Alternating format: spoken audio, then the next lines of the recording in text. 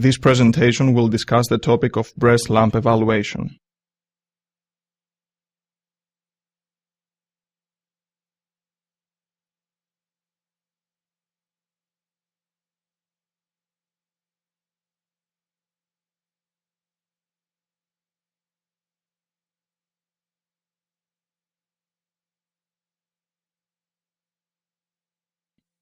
Breast lump is a dominant breast abnormality in breast texture that is discrete and distinctly different from the rest of the surrounding breast tissue and the corresponding area in the contralateral breast.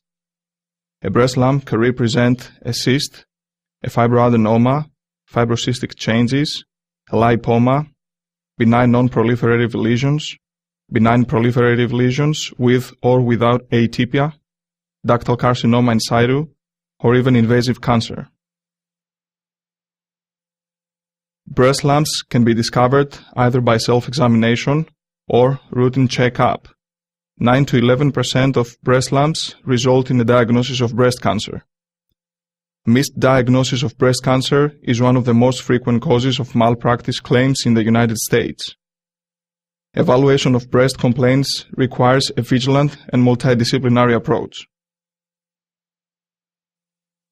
The diagnostic approach in evaluating a breast lump includes history and physical examination, mammography, ultrasound, breast MRI in selected cases, and tissue diagnosis. Questions that need to be asked when evaluating a breast lump are: 1. How long the abnormality has been noted. 2. How has it been noted? For example, accidentally, during self-examination, during clinical breast examination, or with a mammogram. 3. Has any change been observed since? 4. Is there associated nipple discharge, and if yes, is it bilateral or unilateral? What is the timing, color, consistency, and frequency of discharge? 5. Relation with menstrual cycle, for example, waxing and waning versus no change. Associated risk factors that need to be assessed during history and physical are: 1. Gender, as female gender is more commonly associated with breast cancer. 2. Age, as prevalence of breast cancer among women with breast lump is increasing with age. 3. Family history, for known BRCA1 or BRCA2 gene mutation. And last, 4. Personal breast history, including prior biopsies, history of atypical hyperplasia, lobular carcinoma in situ, ductal carcinoma in situ, or even invasive breast cancer. Important aspects of physical examination are: 1. Inspection. During inspection, assess for asymmetry, skin changes, dimpling or retraction, edema, eczematous appearance, nipple inversion, retraction or discharge. 2. Palpation. Bimanual breast examination, regional lymph node examination. Single lesion, hard, immovable with irregular borders are cancerous characteristics. A round mass, circumscribed, firm, and movable is more benign. Mammography is the first diagnostic study in women older than 30. Younger women have denser breast tissue. Digital mammography is becoming more popular in premenopausal women and women with dense breast tissue. Mammographic findings suggestive of malignancy are clustered pleomorphic calcifications, new mass with irregular borders or speculation. Reported sensitivity is ranging between 82.3 to 87.3% and specificity from 84.5 to 91.2%. Mammography misses about 10 to 20% of clinically palpable cancer. A negative mammogram should not stop further investigation. Based on the mammography findings, the breast imaging, reporting, and data system, also called BI-RADS, is utilized. Women with negative, that is BI-RADS 1, and benign finding, that is BI-RADS 2, are considered to have normal results. Probably benign finding, which is BI-RADS 3, have slightly higher risk for cancer, but it's still low. Need additional imaging evaluation, which is BI-RADS 0, have a risk 2 to 10%.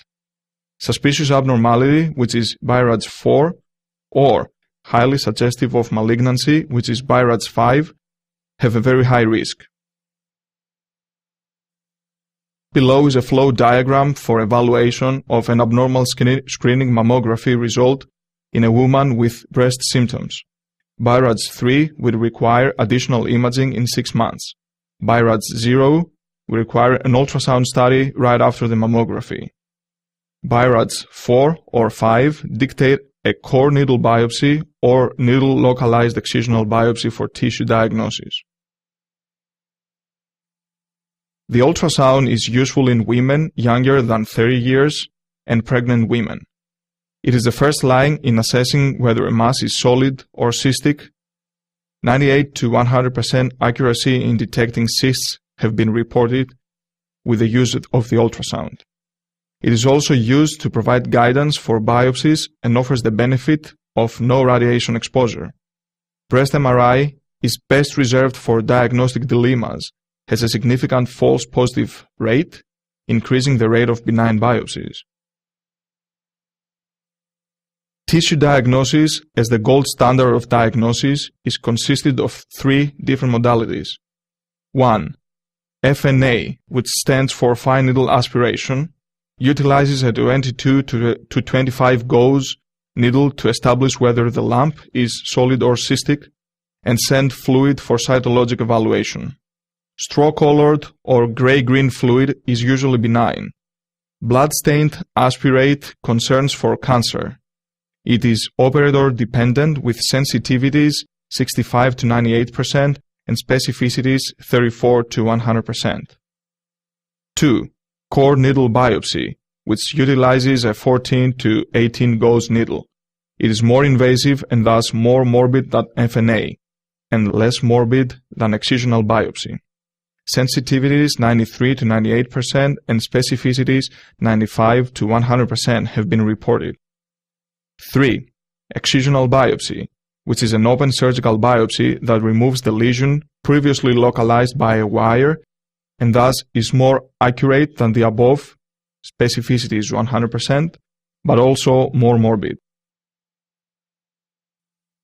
The triple test is the use of physical examination, mammography, and needle biopsy, either FNA or core needle biopsy.